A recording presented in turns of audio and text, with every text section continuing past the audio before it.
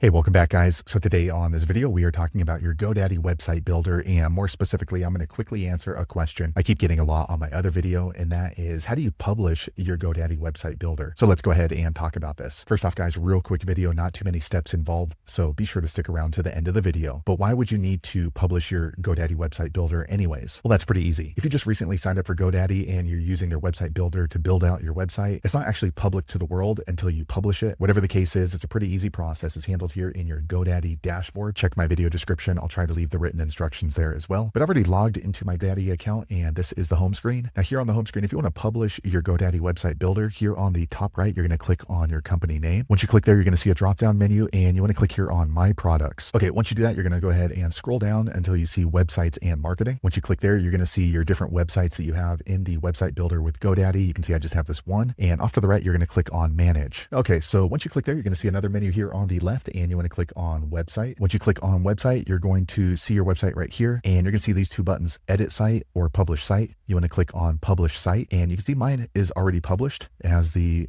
I had the turquoise logo, and then you can open up the website builder, and you want to click Save and Publish. Okay, now you can see it has been published. Now, if you're already in the website builder like this, you can easily just publish from this button here on the top left, Publish, and choose the website, and then click Save and Publish. And then, as I said, it's going to go ahead and start publishing your GoDaddy website builder. So there you have it, guys. If you're wondering how to publish your GoDaddy website builder, that's the easiest way I know how to do it. If you know an easier way, be sure to leave a comment below. Let the rest of us know how you did it. Hopefully you found that video useful. If so, click thumbs up, or maybe consider subscribing to my channel, and I hope to see you on the next video. Thanks again for watching.